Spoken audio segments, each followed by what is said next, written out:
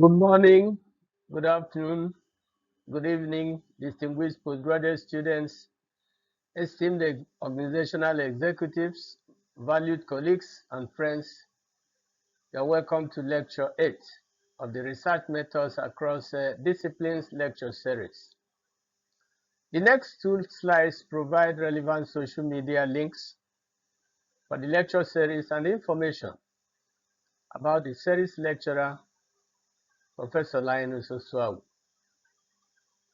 I am Linus Osuagu, PhD valedictorian, full professor of marketing at Veritas University Abuja in Nigeria, former chair of the Institutional Review Board at the American University of Nigeria, AU and Yola, former pioneer vice chancellor of a university in Nigeria. I bring to this lecture series over 3 decades of experience in teaching, research, and university leadership. I've had the privilege of building academic institutions from the ground up, working as group head at Research International Lagos in Nigeria, and supervising many postgraduate students in Nigeria, South Africa, Zimbabwe, and Afghanistan, among others, thereby giving me first-hand experience of the issues and challenges we'll discuss in today's lecture. Recall that in Lecture 7, we discussed some advanced research design. In this Lecture 8, we will discuss the relevance of this lecture series to major disciplines in education, engineering, law, management sciences, social sciences, health and medical sciences, natural and applied sciences, humanities and arts, theology, and the creative and performing arts, among others. Each discipline is illustrated with documented global South studies and relevant literature framework. So let us continue our research journey. We urge you to stay curious. Let your research methods be rigorous and flexible, and stay contextually relevant. Let's begin. Enjoy. The slide you're looking at is Research Methods Across Disciplines, a comprehensive lecture series for postgraduate students and organizational executives. This slide contains my institutional affiliation, my department, my emails, my LinkedIn profile link, my Google Scholar profile link, and the YouTube channel link for the entire lecture series. The slide you are looking at contains information about the profile of the series lecture. Contains information about his academic background, research interests, LinkedIn profile link, Google Scholar profile link, and his current contact in his institution at the Veritas University, Abuja in Nigeria.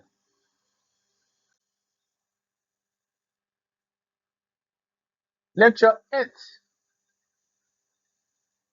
discusses relevance of research methods across disciplines, and I welcome you again to Lecture 8.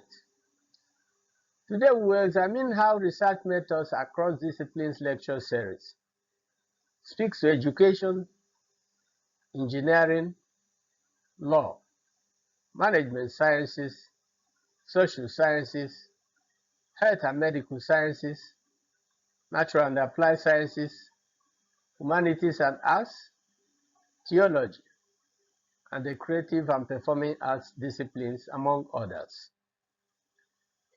Each discipline is illustrated with documented global South studies and relevant literature frameworks. By the end of Lecture 8, students and executives will be able to 1. Critically evaluate how methodological principles intersect across disciplines, from law to creative arts. 2. Analyze discipline-specific challenges and opportunities in the Global South research context, informed by the colonial scholarship. 3. Identify how interdisciplinary research methods across address grand challenges such as climate change, corruption, poverty, and public health issues, among others. 4. Apply appropriate research designs from randomized controlled trials discussed in previous lecture and quasi-experiments to ethnography and practice-based inquiry. 5. Articulate the value of research literacy for evidence-based decision-making in professional practices. 6. Reflect on ethics, positionality, and power when researching across cultural and disciplinary boundaries. 7. Cite documented Global South exemplars in your own research proposals. We want to look at why research methods matter across different disciplines. Research methodology is not merely technical. It is the framework for credible knowledge production and dissemination. There is no single best research method. The pragmatic research approach in mixed methods scholarship, discussed previously, reminds us that the research question, not the technique, should drive the research design. Across disciplines, sound research methods provide the following. 1. A common language for scholars to communicate and contest their research findings. 2. A systematic and auditable approach to problem solving in many disciplines. 3. Ethical frameworks for responsible inquiry and community accountability. And 4. It provides critical thinking skills for weighing evidence, bias, and generalizability. The Global South context. Throughout this lecture series, we emphasize the Global South context, drawing on Africa, Asia, and Latin America. Smith 2012 shows that research method is never neutral, while Force Borders Participatory Action Research (PAR) in Colombia demonstrated that communities can be co-producers of knowledge, not merely research subjects. This matters because of the following. 1. Research problems, infrastructure, and funding differ sharply from the global north. 2. Indigenous knowledge systems offer insights that require culturally appropriate research methods and locally validated research instruments. Number 3. Research must be contextually relevant and responsive to local priorities and challenges. It can be stated that generally, grand challenges resist containment within any single disciplinary framework. Therefore, interdisciplinary research spans a continuum comprising multidisciplinarity, that is parallel disciplinary contributions, interdisciplinarity, that is integrating disciplinary concepts and methods, and transdisciplinarity, that is co-production with non-academic actors such as farmers, clinicians, regulators, executives, and community leaders. In the Global South settings, transdisciplinary work is often the norm rather than the exception because the problems confronting the Global South, such as drought, epidemics, and informal economies, amongst others, are already entangled. Let's look at decolonizing and indigenizing research methods. Smith 2012 argues that research has historically served empires and calls for agendas set with research communities rather than on the research communities. Also, for Borders Participatory Action Research in rural Colombia treated peasant knowledge as evidence, which can be termed as Latin America's contribution to global research methodology knowledge. In practice, This means that local knowledge instruments, community consultation, benefit sharing, and co-authorship should be designed from the start of the research, not added at the end of the research. Let's look at research methods and law disciplines. Law is not merely about statutes and precedent. It operates at the intersection of social reality, human behavior, and justice. Empirical legal studies, that is, the law in action tradition, asks not only what the rule of law is, but whether, for whom, and with what effect it operates. In the Global South, that question is supported by legal pluralism, where state law coexists with customary and religious laws. See work of Diala 2021 for support. Want to look at the relevance of this lecture series to legal professionals.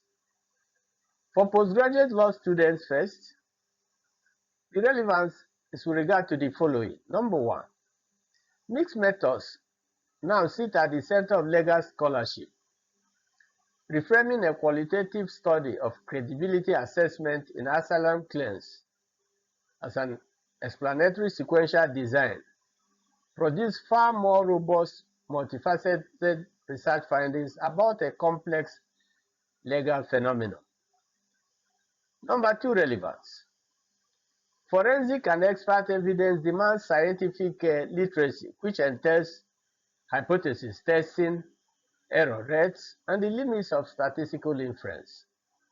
Number three, relevance to law students is that doctrinal analysis combines powerfully with empirical evaluation of reforms involving sentencing, bail, and small claims procedure. Doctrinal analysis is the foundational research method in law. For executives in legal practice, the following relevance should be noted. Number one, evidence-based decisions in corporate legal departments require research literacy and comfortability with data. Number two, relevance. For executives, regulatory compliance demands understanding the evidence base underpinning the regulation itself. Number three, relevance is that litigation strategy increasingly rests on empirical research. Let's look at relevant research methods and the applications in law. Number one, qualitative research, interviews. It's applied in understanding judicial decision-making and client experiences. Number two is quantitative research via surveys. It's applied in law in evaluating public perception of legal reforms. Document content analysis research methods can be applied in law in analyzing legal texts, judgments, and policy documents. The mixed method research can be applied in law in combining doctrinal analysis with empirical investigation. The case study research design can be applied in law in examining landmark legal cases or institutional practices. Let's look at some Global South examples regarding research methods and law disciplines. Let's take Nigeria. Studies of judicial attitudes to arbitration can use semi-structured interviews with judges to explain the gap between statutory provision and everyday practice. Let's go to Kenya. Evaluations of the small claims court can use survey and administrative data on user satisfaction and case resolution times. Let's go to South Africa. Land reform research can combine document analysis of statutes and judgments with community focus groups to expose the gap between legal frameworks and lived realities. See the work of Diala 2021 on living customary law. Let's look at ethical considerations in legal research. Legal research touches sensitive topics, vulnerable populations, and contested justice claims. This lecture series on research methods across disciplines emphasizes the following. One, that informed consent that is genuinely understood, not merely signed. Two, confidentiality, anonymity, and secure data stewardship. Three, cultural sensitivity and translation adequacy in cross-cultural research fieldwork. Fourth, the flexibility about researcher positionality and power. Let's discuss researching legal pluralism. Across the global south, colonial indirect rule left state law coexisting with customary and religious orders, village courts, chiefs' councils, and plural family law regimes. Diala 2021 argues that African customary law is living law, which adapts as agrarian norms meet industrial era statutes. This demands mixed methods research designs comprising court record and judgment analysis, ethnography of dispute settlement, and surveys of what people use. What's the implication? Implication is doctrinal analysis alone will misdescribe how law works for most citizens in most of the global south context. Let's go to research methods and engineering technology disciplines.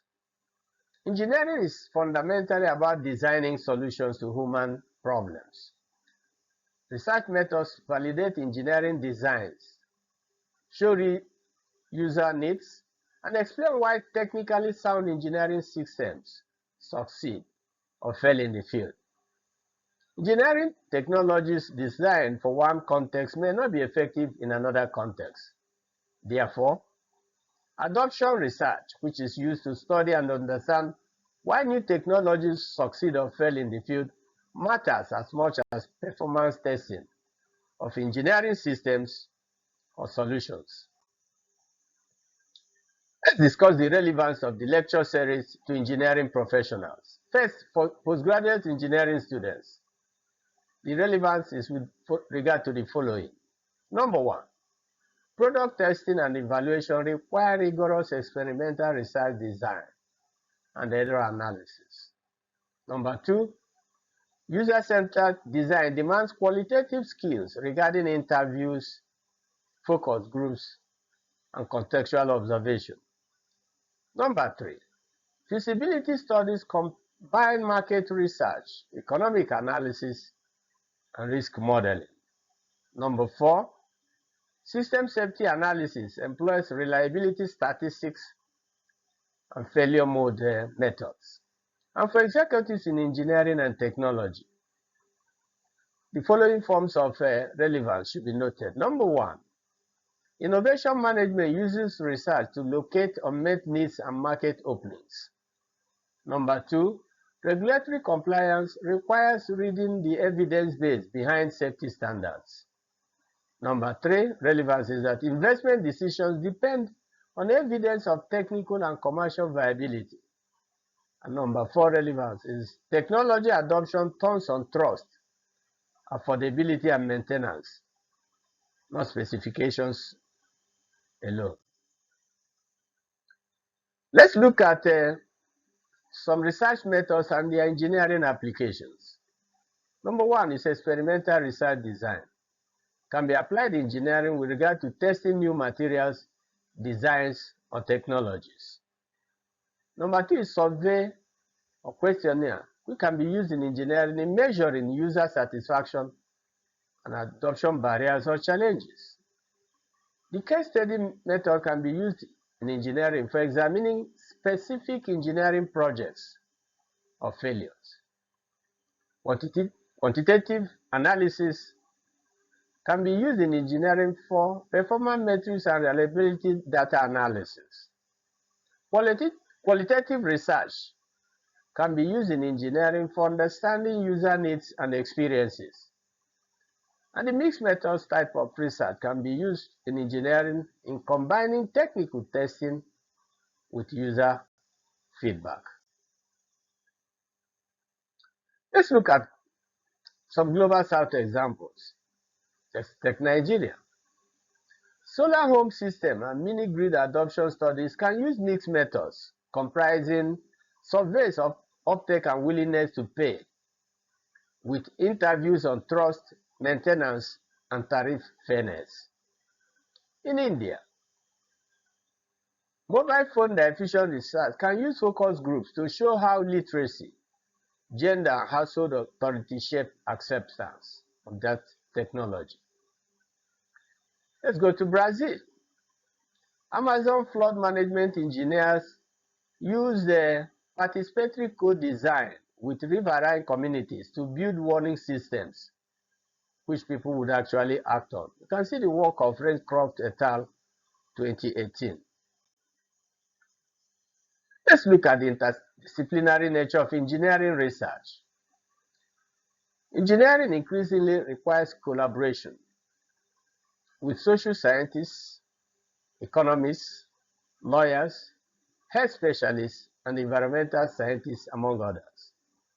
Appropriate technology and grassroots innovation adoption in the Global South depend on a maintenance ecosystem, financing, and local skills, and these are variables not captured in engineering laboratory tests.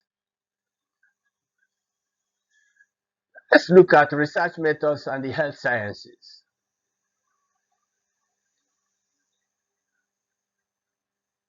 Healthcare rests on research evidence.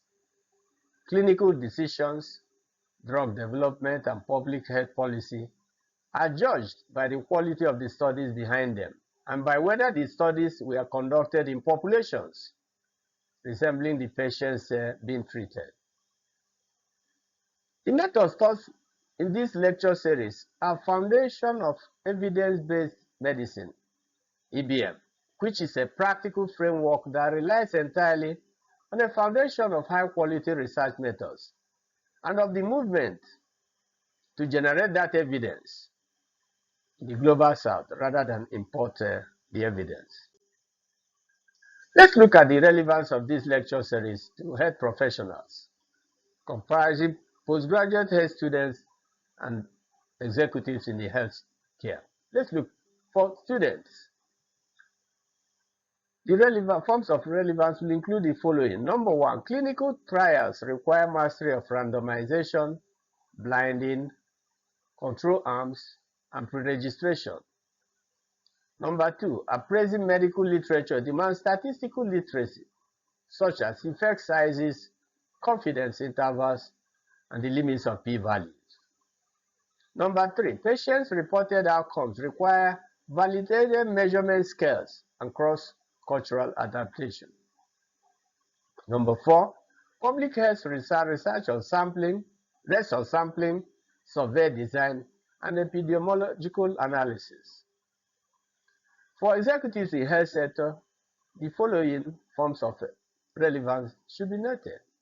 Number one, health policy requires literacy to evaluate programs and allocate scarce resources.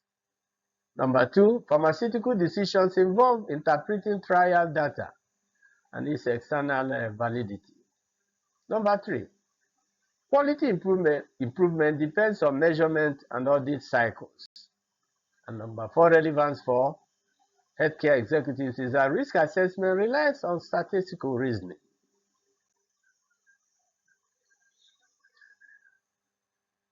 Let's look at key research methods and the application to health sciences. Number one, randomized controlled trials, RCTs, can be applied in the health sciences regarding testing drug efficacy and treatment effectiveness. Number two, observational studies can be applied in health sciences regarding epidemiological research and risk factor identification. Survey research and methods can be applied in the health sciences with regard to patient satisfaction studies and health behavior measurement. Qualitative interviews can be applied in the health sector in understanding patients' experience and treatment adherence. Systematic literature reviews and meta-analysis can be applied in the health sciences in synthesizing evidence across relevant studies. Mixed method research can be applied in the health sciences in combining clinical outcomes with patient narratives. Let's provide some global South examples, research methods and the health sciences. Let's go to Nigeria. Malaria prevention research combines community surveys of insecticide-treated net use with focus groups on the beliefs, heat, and sleeping arrangements that shape actual use. See the work of Shannon et al. 2024 for further reading. Let's go to Kenya. Lopez Garcia, Saya, and Loto 2021 in PLS medicine used a closer randomized trial of group-based parenting to test early childhood development gains and cost effectiveness. In South Africa, Rokas et al. 2023 cluster randomized a community health worker home visit program to test child development outcomes. Let's go to Brazil. Zika research combined epidemiological with community interviews. Let's look at equity and ethics in health research. And the key issues of interest here are: 1. Time horizon. Buggen, Kremer, and Miguel show that long-run follow-up of trials in poorer countries can change conclusions. Short horizon research results may mislead policy directions as a consequence. See the work of Buggen et al. 2019. Implementation. Community health worker programs across Africa show that implementation research matters as much as efficacy. Supervision, supply chains, and pay determine outcomes. See Living Goods Uganda and Republic of Uganda Ministry of Health 2025 for relevant work. Let's look at ethics. Fair benefit sharing, local ethics review, and data ownership are now key research design questions, not afterthoughts. Researchers should note. Researchers, especially in the Global South, should ask early enough in their research engagement regarding who sets the research question, who analyzes the data, and who is named on the associated research paper. Let's look at research methods and the social science disciplines. The social sciences, including sociology, political science, psychology, and economics, among others, study human behavior, institutions, and societies. Robust research methods are the only route to credible knowledge here because the objects of study, that's human beings, are mercurial, meaning unpredictable.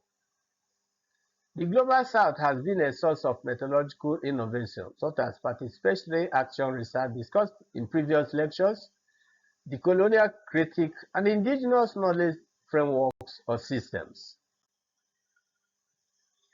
Let's look at the relevance of this lecture series to social science professionals. For postgraduate social science students, theory testing requires hypothesis testing, effect estimation, and replication. Survey research design demands measurement theory, sampling, and cross-cultural instrument validation. Qualitative inquiry requires training in interview, ethnography, and reflexive thematic analysis. And policy evaluation uses quasi-experimental design such as difference in differences, DID, regression discontinuity, RDD, and PSM matching. For executives in policy and government, the lecture series is relevant with regard to the following. 1. Evidence-based policy requires research literacy. 2. Program evaluation depends on credible counterfactuals, not simple before and after comparisons. 3. Data-driven governance requires statistical literacy. And 4. Reading social trends demands survey and administrative data skills. We want to look at key research methods and the application to social science disciplines. Number 1 is survey questionnaire. Can be used in measuring attitudes, behaviors, and demographics. In-depth interviews can be used in understanding lived experiences and motivations. Focus group discussions can be used in exploring group norms and collective meanings. Ethnography can be used in the social science disciplines in studying cultures and communities in depth. And regression analysis can be used in predicting outcomes and identifying relationships. Structural equation modeling, SEM, and simultaneous equation modeling, SIM, can be used in testing complex theoretical models associated with the social science disciplines. Let's discuss some Global South examples. Let's go to Nigeria. Market orientation research in Nigerian firms use survey methods to assess how organizations gather and act on environmental intelligence. Let's go to Kenya. Jack and Suri found that after a shock, non-users' consumption fell about 7%, while M-Pesa users' consumption was unaffected, thereby presenting mobile money adoption as risk-sharing. Let's go to South Africa. Post-apartheid reconciliation research used narrative inquiry to gather and analyze personal testimonies of trauma and healing. Let's look at research methods and the management science disciplines. Management is about making efficient and effective decisions under uncertainty to achieve set goals and objectives. Research methods reduce the uncertainty and reveal when a decision is not warranted by the evidence available. In global South business environments where official statistics are scarce and much activity is informal, primary research capability is a source of competitive advantage for any organization. Let's look at the relevance of the lecture series to management science professionals. For postgraduate management students, including MBA, executive MBA, MSc, and PhD, should know the following forms of relevance. Number 1, strategic decision making requires evidence on markets, customers, and competitors. Number 2, marketing research underpins product development, pricing, and brand management. Number 3, human resource management draws on research into engagement, motivation, and staff retention. Number 4, operations management uses experimental and statistical process control. Number 6, financial management depends on research for investment approval and risk assessment. For executives in management sciences, they should know that evidence-based management requires research literacy at board level. Number 2, competitive intelligence demands systematic ethical research approaches. Number 3, innovation management relies on research to identify unmet needs. And number 4, corporate strategy benefits from environmental scanning and scenario analysis, which are research-based. Let's look at key research methods that can be applied to management science disciplines. Number 1 is market research, which helps in understanding clients, customers, and competitors, among other issues. Consumer research, which can be applied in understanding consumer behavior, preferences, and loyalty. Survey questionnaire can be used in measuring satisfaction, engagement, and attitudes. Case study can be used in analyzing organizations, strategies, and practices. Statistical analysis, such as regression, structural equation modeling, simultaneous equation modeling, and others, can be used in predicting outcomes and testing models. Qualitative research, including individual depth interviews, IDIs, and focus group discussions, can be used in understanding organizational culture and decision processes. Let's look at some Global South examples. Leadership research in Nigerian banks use survey research to link leadership behavior to employee performance. See relevant works, PAV, Ringim, and Bugaje 2025. Let's go to Kenya. Jack and Suri 2011 combined a large household panel survey with qualitative work. Panel adoption of M-PISA rose from 43 to 70% in a relevant research in Kenya. Let's look at executive researcher agenda regarding research methods and management science disciplines. For executives, research is not academic ornament. It helps in 1. Reducing uncertainty decision making. 2. Identifying opportunities and threats early. 3. Justifying strategic options to boards and investors. And 4. Building competitive advantage via superior market intelligence, which can be garnered via research methods. Let's look at indigenous knowledge in management research. One is Ubuntu.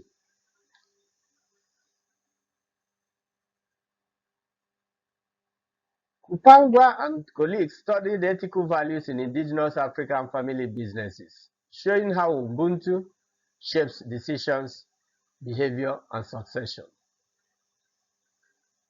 Why does this matter? Some research contracts built in global north firms travel badly. Trust, hierarchy, and obligation carry different meanings across global south contexts. The implication for research method. Global South researchers should validate imported measurement scales locally and note that translation, piloting, and construct equivalence are not optional steps in research. There are opportunities regarding the Global South. Under researched, high-value research issues, ideas for the Global South include the following. Number 1, informal sector enterprise and survival strategies. It's an opportunity or great opportunities for research. Number 2, family businesses, governance and succession create research opportunities for the Global South. Number 3, mobile first business models and platform work are also opportunities for Global South research. And number 4, indigenous leadership philosophies and their measurable organizational outcomes also provide research opportunities for Global South researchers. Let's look at research methods and arts and the humanities.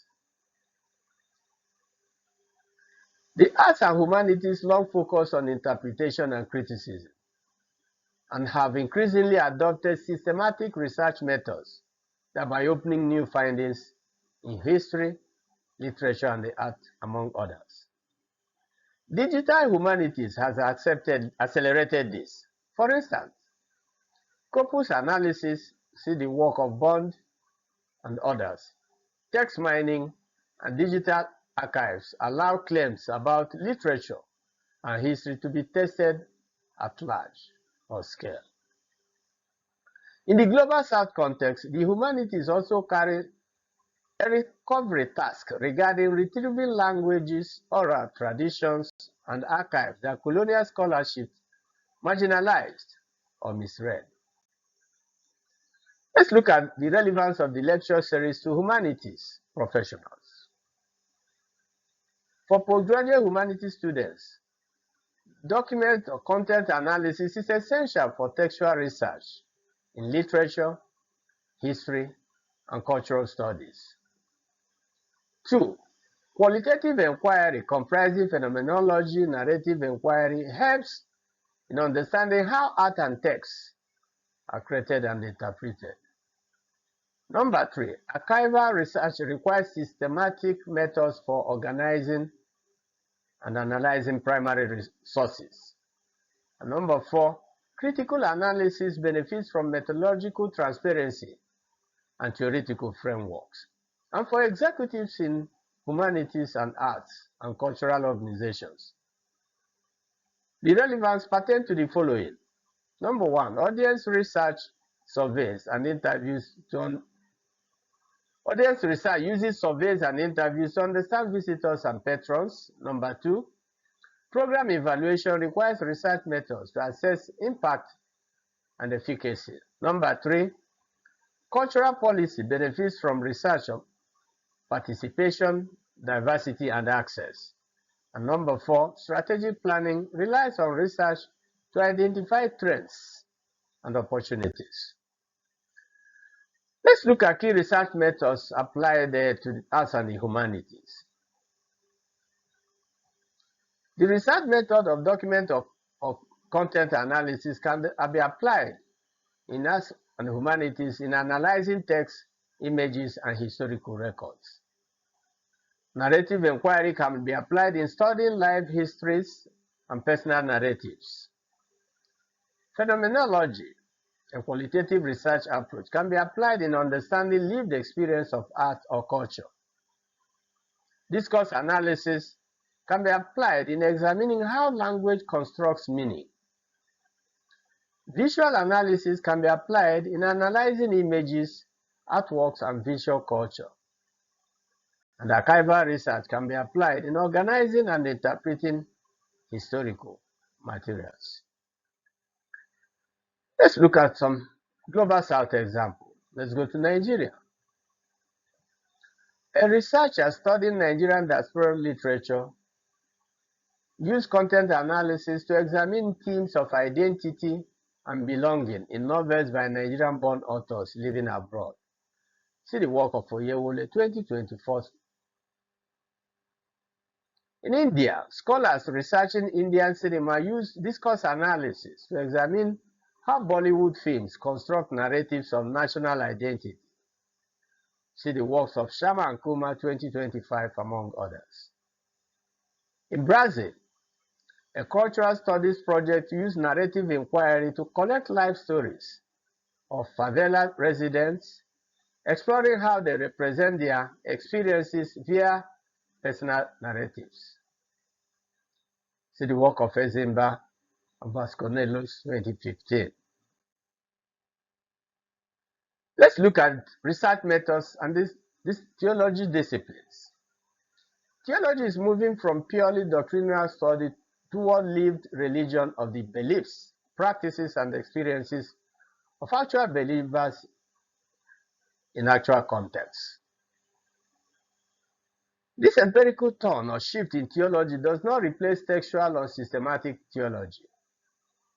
Rather, it supplies evidence about how doctrine is received, resisted, and reworked in congregations. African and Latin American liberation theologies made context knowledge a theological source, which is precisely why fieldwork research methods now matter to theological scholarship. Let's look at the relevance of this lecture series to theology professionals. For postgraduate theology students, the relevance will pertain to the following. Number 1, phenomenology, a qualitative research method, is essential for exploring how people actually live their faith. Number 2, field work and interviewing are necessary for engaging religious congregations and communities with care. Number 3, textual analysis remains fundamental for biblical, historical, and doctrinal study. And number 4, ethnography situates faith communities within their cultural and economic settings. And for executives in religious organizations, you should know the following forms of relevance of the lecture series. Number 1, assessment of community needs requires survey and consultation skills. Number 2, program evaluation for social services and youth work depends on research design. And number 3, pastoral care benefits from research on human behavior, trauma, and need. And number 4, strategic planning relies on research-based evidence about membership trends and relevant community challenges. Let's look at the key research methods applicable to theology. Phenomenology can be used in understanding lived religious experiences. In-depth interviews can be used in exploring individual faith journeys. Ethnography can be used in studying faith communities and their practices. Document and content analysis can be used in analyzing religious texts, sermons, and policy documents. Narrative inquiry can be used in understanding life stories that have been shaped by faith. And mixed method research can be used in combining theological reflection with empirical investigation. Let's look at some Global South examples. Nigeria. Research on women's leadership in Pentecostal churches can use in-depth interviews to recover lived experiences that official doctrine and church records omit. See the works of Dede and Oladipo 2026, among others. In Kenya, studies of Christian-Muslim relations on the coast can use ethnographic methods comprising observation, interviews, and participation in community events to document everyday coexistence rather than headline conflicts. See the work of Nenema 2026. Let's look at research methods and the disciplines in education. Education is a field of applied research. From classroom practice to national policy, evidence drives improvement in education. The field is also methodologically contested because large-scale trials, design-based research, and practitioner action research each answer different questions. In the Global South context, the major education issues of likely research interest are access, equity, language of instruction, and actual learning outcomes, among others. Let's look at the relevance of this lecture series to education professionals. For postgraduate education students, the following forms of relevance of the lecture series should be noted. 1. Evaluating teaching methods requires experimental and quasi-experimental research designs with credible comparison groups. Number 2, understanding student experience demands qualitative skills such as interviews, focus groups, classroom observation, etc. Number 3, program evaluation requires survey design, sampling, and statistical analysis. Number 4, curriculum development benefits from evidence synthesis and structured needs assessment. And for executives in education, they should know the following forms of relevance of the lecture series. Number 1, evidence-based policy requires research literacy at leadership level. Number 2, resource allocation depends on understanding what the evidence does and does not show. Number 3, quality improvement relies on evaluation and learning assessment research. And number 4, strategic planning in education benefits from educational research synthesis and benchmarking. Let's look at key research methods and the applications to education. Experimental, quasi-experimental research methods can be used in evaluating teaching methods and interventions. Surveys can be used in measuring student satisfaction and learning outcomes. Qualitative interviews can be used in understanding student and teacher experiences. Case study method can be used in examining schools, programs, or policies. Focus groups can be used in exploring group perspectives on education issues. And mixed methods can be used in combining outcomes data with stakeholder perspectives.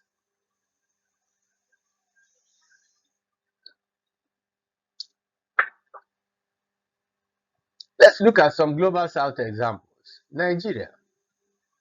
Evaluations of the homegrown school feeding program can use quasi-experimental design to compare participatory and non-participating schools on attendance, performance, and nutrition.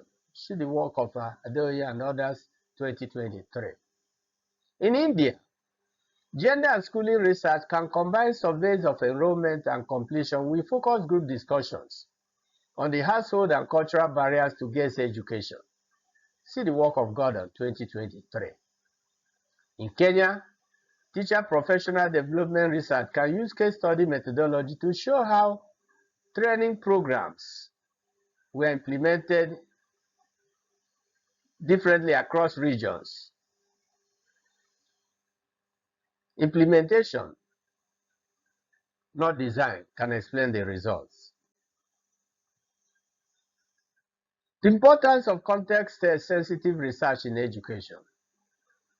Educational challenges in the Global South vary enormously between countries, between urban and rural districts, and between language communities within a single state. Language of instruction has been implicated as the clearest case of variation. See Gonda 2025 Q 2021.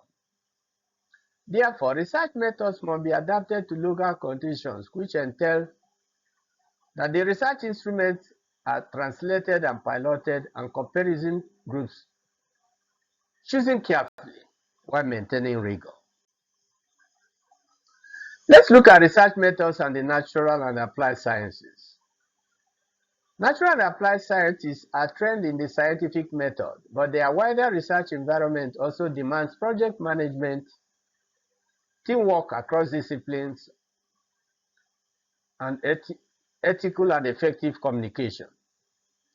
Problems such as climate change, pollution, and biodiversity loss require integrative knowledge production across disciplines, which demands that natural and applied scientists must work with social scientists, policymakers, and community leaders.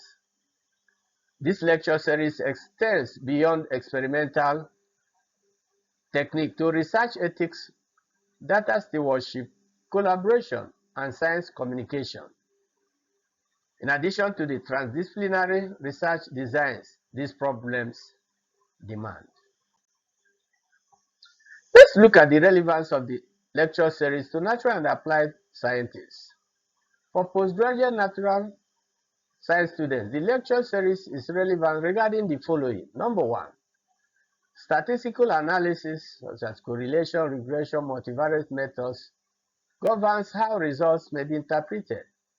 Number two, research design such as experimental, quasi-experimental, observational determines the validity of any scientific claim. Number three, research ethics covers laboratory safety, integrity, authorship, and responsible conduct.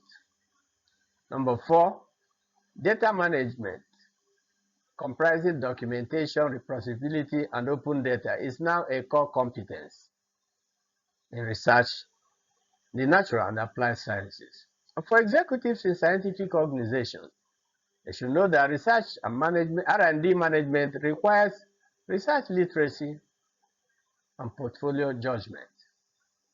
Number two, innovation policy benefits from understanding how evidence is produced and contested. And number 3, risk assessment relies on statistical reasoning. And number 4, interdisciplinary collaboration is increasingly necessary for contested and complex problems. Let's look at key research methods applicable to natural and applied sciences. Experimental research design is applicable in laboratory experiments and control studies. Observational studies is applicable in field research and natural experiments. Quantitative analysis is applied in statistical testing, modeling, and data analysis. Hypothesis testing is applied in evaluating scientific claims. Sampling methods is applied in environmental sampling and population studies. And mixed methods is applied combining quantitative data and qualitative insights. Let's give some global south examples. Go to Nigeria. Agricultural innovation research can use mixed methods such as yield data alongside farmer interviews to explain adoption and disadoption decisions. See the work of Amino and colleagues 2025. In Kenya, climate adaptation research can use participatory methods via co-designing strategies with pastoralists and farming communities. See the work of Pesce et al. 2024. In Brazil, a large transdisciplinary program on climate vulnerability involved over 100 researchers and acted as a broker between grassroots demands and policy. Also, UNESCO's Man and the Biosphere Earth Network missions combined ecological survey with community livelihood research. See the work of Naboni and others 2026.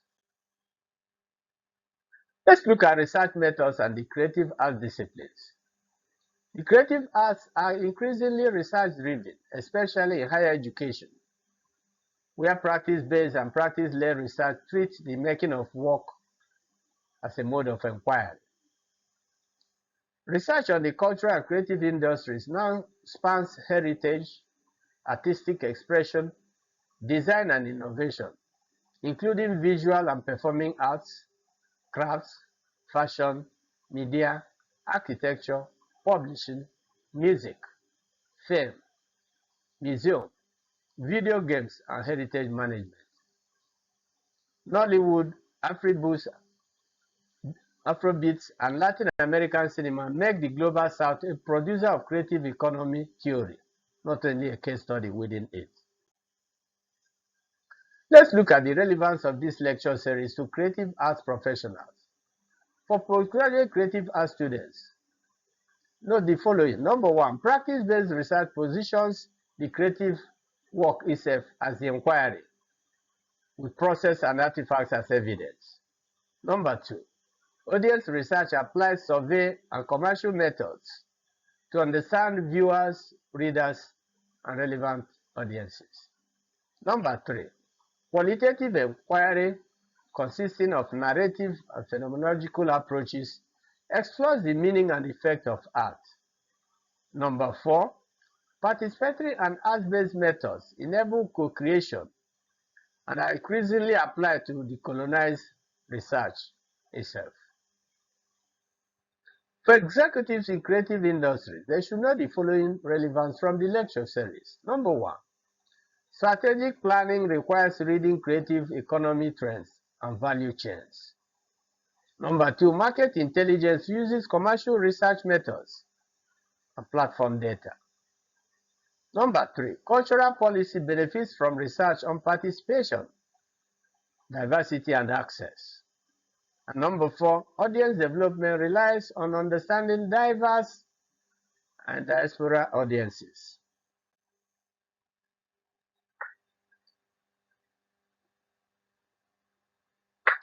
Let's look at key research methods and the applications to creative arts. Practice-based research can be applied in creative work as research.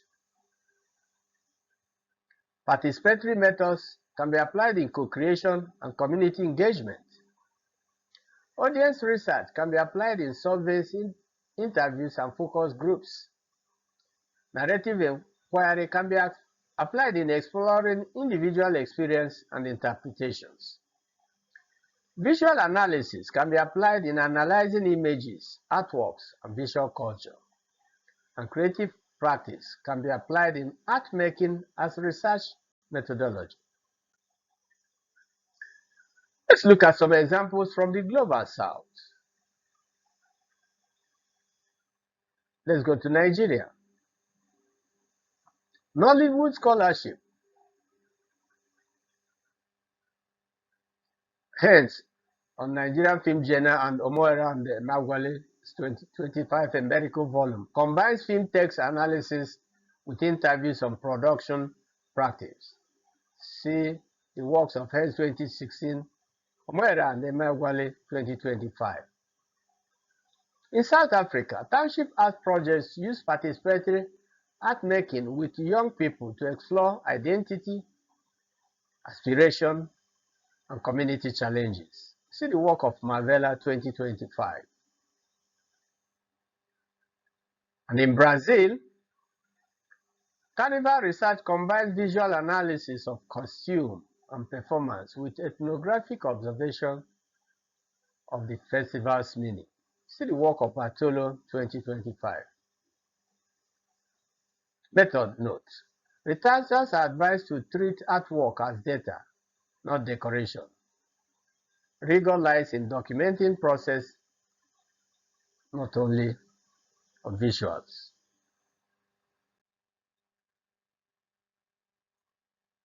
Research as the colonial practice.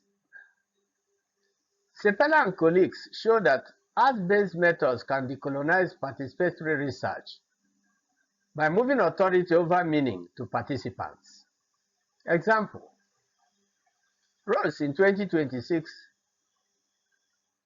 uses practice as research for Yoruba culture retrieval, contesting centuries of outsider ethnographic description. Why does this matter? It matters because creative practice can recover knowledge held in performance, craft, and oral form that written colonial archives never captured. There's a research caution here. It should be noted that practice-based work still requires an explicit research question, documented method, and defensible claims.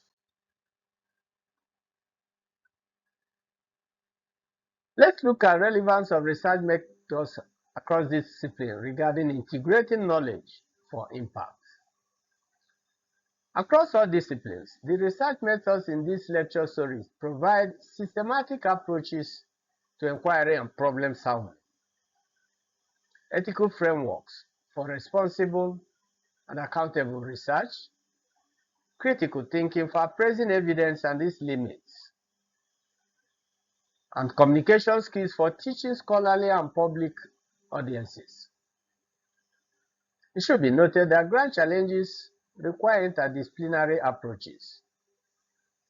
Climate change, poverty, corruption, inequality, and public health crisis resist containment within any single disciplinary framework. They demand intersectional disciplinary research designs and approaches in which communities, practitioners, and policymakers, in addition to scholars and researchers from various disciplines, are partners in producing and sharing research-based knowledge. Let's look at the Global South contribution to research methods. Research in the Global South is not simply the application of methods developed elsewhere. It contributes distinctive questions, concepts, and approaches that enrich global scholarship. And these include 1. Participatory action research. which originated from the forced border in Colombia. Number 2, decolonizing research